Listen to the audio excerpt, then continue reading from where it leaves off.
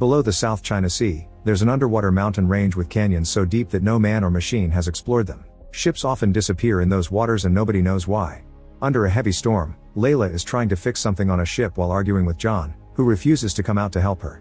Get off your lazy ass and come and help me! I'm working hard too, you know. Suddenly the screen glitches, so he loses access to the radar.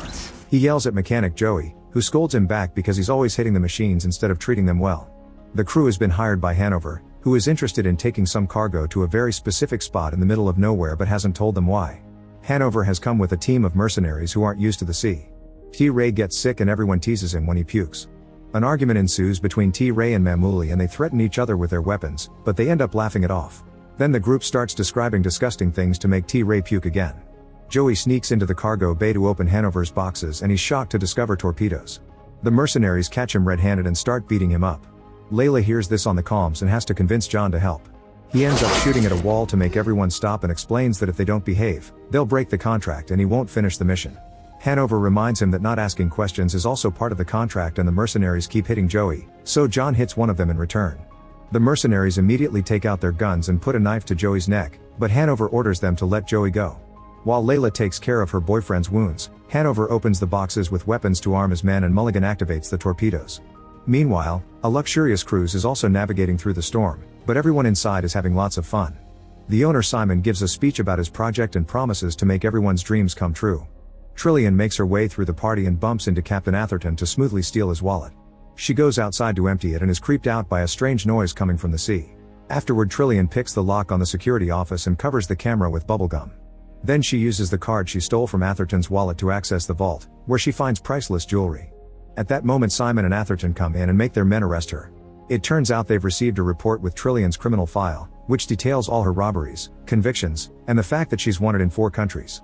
Simon slaps her and Atherton takes back his card. Since the ship doesn't have a cell, they lock Trillian up in the storage room. However, Simon doesn't notice that she's taken his wallet. Trillian is happy to eat and drink the fancy things in the storage. In the control room, a mysterious person breaks in and hacks into the computer to access the disks, which they proceed to exchange for their own. After they leave, all systems go off, so the ship loses access to the comms and the radar malfunctions. Among the glitches, a sailor notices something big approaching them underwater. Suddenly that mysterious thing hits the cruise ship, causing dozens of people to fall and get hit by furniture or broken glass. They also fall down the stairs or over balconies. While the food boxes fall on Trillian, the cruise loses one of its speedboats. The crowd panics and runs through the corridors, pushing and stepping on each other as they try to escape.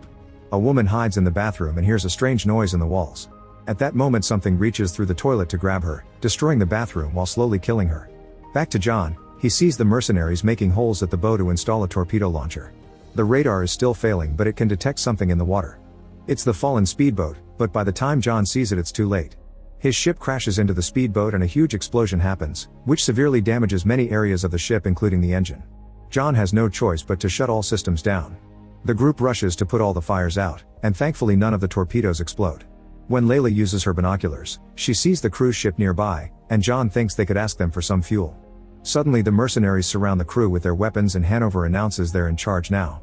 It turns out their plan has always been to rob the cruise and blow it up with the torpedoes after they're done to get rid of the evidence. The cruise ship isn't moving, so it's easy for the mercenaries to use a special device to force a door open and climb inside.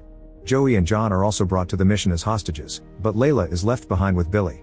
They rush to the main room and find a complete disaster, not to mention the lack of power except for a few emergency lights.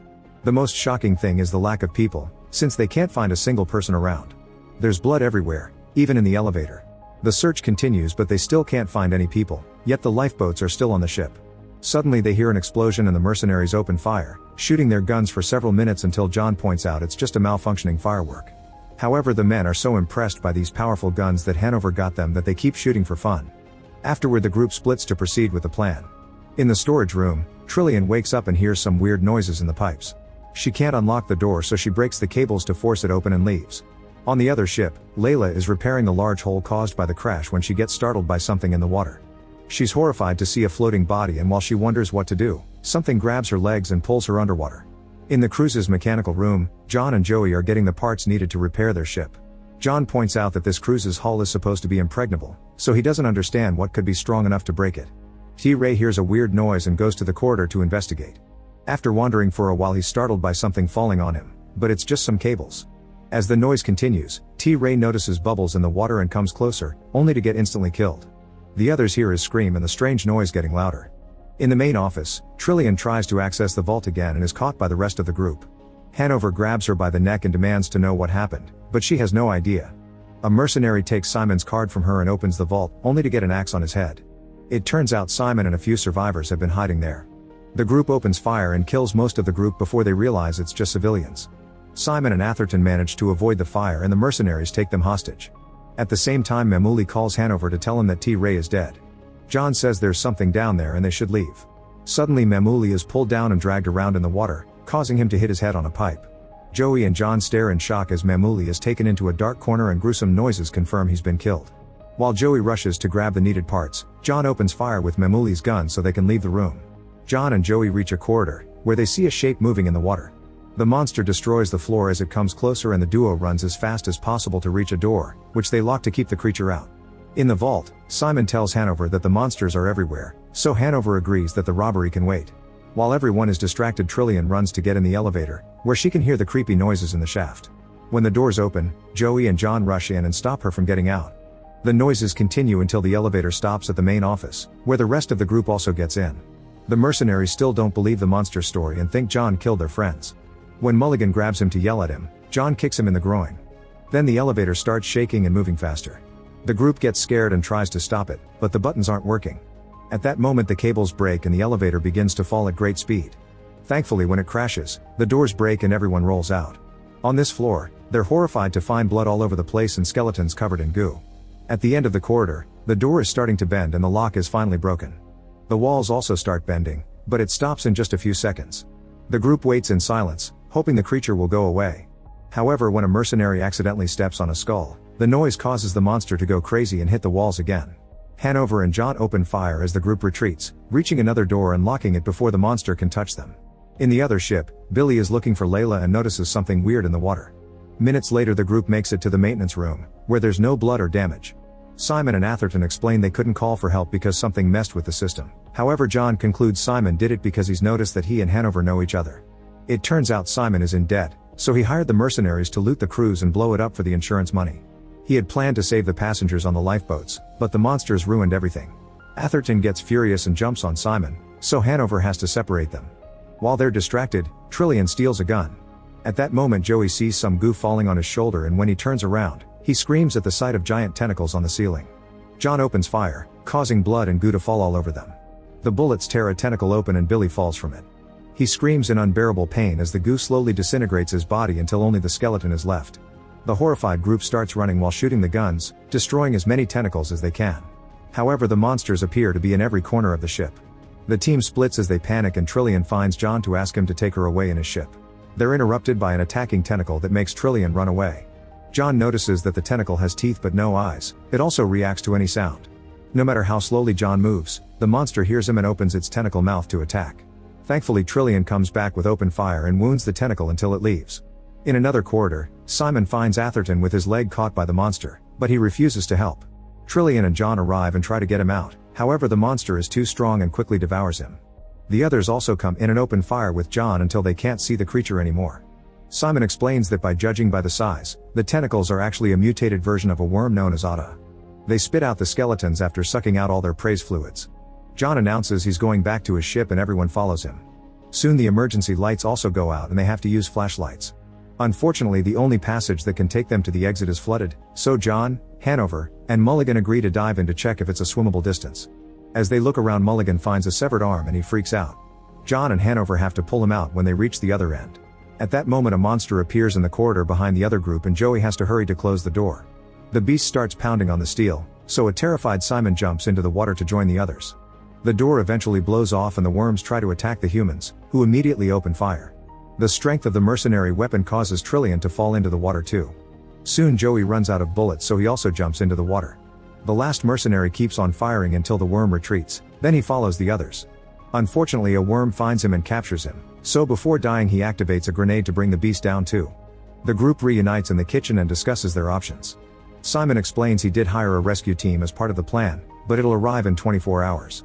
Half of the group thinks they should go to John's boat while the other thinks they should wait in the kitchen because there's enough food to survive. Mulligan starts losing his mind and Hanover has to keep him back at gunpoint. Suddenly a worm appears behind Mulligan, so everyone runs away while he opens fire. The stray bullets hit the stove and start a fire, causing the worm to retreat into a vent. A smug Mulligan yells at the vent to taunt the monster, who then appears behind him and swallows him whole. The rest of the team is trying to find an exit, but the monsters keep closing every door they find. They also break some cables to block the corridor, and Simon realizes the worms are forcing them to go to the ship's bow. He tells the others how to get there, but he takes a different hallway. When the group enters the bow, they're horrified to find skeletons and blood everywhere. Suddenly the hull breaks and a huge wave floods the bow. The group runs back through the corridor and finds Simon, who closes a door on their faces. The water soon hits John and Trillian, making them lose the bag with the ship parts. The monsters chase after Joey and Hanover, who throws a grenade. The explosion slows the creatures down, but it's not enough to stop them. Hanover decides to shoot Joey's leg to make him fall and leaves him behind as bait. Joey manages to find a dumb waiter and hides inside, so the monsters go after Hanover instead. In the casino room, Joey takes a break and is suddenly startled by Hanover, who is slowly being eaten by a worm. Joey gives him a gun before running away, and Hanover tries to shoot him but he fails. Then Hanover tries to self-delete to stop his suffering, but he wasted the last bullet and now he has to live through being devoured. Meanwhile, Simon makes it outside and realizes the cruise is going to sink. He also sees an island nearby. John and Trillian also make it outside, so John returns to his ship while Trillian enters a side door to search for a motorboat. Inside the ship, John reunites with Joey and they make a plan. They'll activate the torpedoes and put the ship on autopilot to send it after the worms. While working on repairs, Joey starts crying when he realizes Layla is dead. After a few failed tries, they finally get the systems running and the duo says goodbye to their ship before leaving. In the cruise, Trillian finds the boat's keys, but she's suddenly cornered by Simon. When he tries to take the key from her, he slips on the water and he accidentally shoots a flare, giving her an opening to run. Since Trillian is taking too long, John tells Joey to stop the engines while he goes back to rescue her. Simon chases after Trillian through the corridors, shooting more flares that she has to dodge. After lots of running, Simon manages to corner Trillian again. When he's about to kill her, John bursts through the door with open fire, and Simon immediately escapes. At that moment the ship starts shaking and an explosion destroys lots of furniture. The tentacles emerge from a hole and the duo is horrified to discover that Simon's theory was wrong. It's not worms, it's actually an enormous mutated octopus that is big enough to send its tentacles to every corner of the ship at the same time. When the duo tries to escape, a tentacle quickly captures John and the monster roars at him. John uses the chance to shoot it in the eye and the tentacle drops him. He tells Trillian to run to the cargo bay while he goes back for Joey. When John returns to his ship, he finds goo in Joey's jacket, indicating he's been eaten. After taking a moment to grieve and activate the autopilot, he goes back to the cruise and startles Trillian, who almost shoots him down. Meanwhile, Simon is outside and sees that John's ship is working, so he jumps to board it and breaks his leg in the process. He has to drag his body to the control room where he tries to take control of the ship, but he can't override the autopilot. John and Trillian get on a motorboat, but when they try to leave, they find the tentacles blocking the exit. A chase ensues through the corridors while John keeps shooting at the beast to slow it down.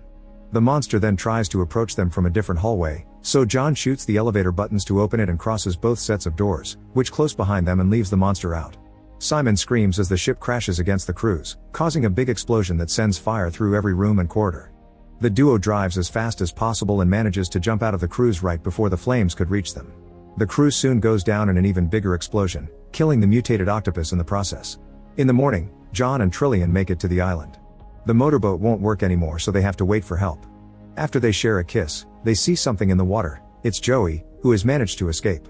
The friends finally reunite, but their happiness is short-lived because they hear a loud roar in the forest.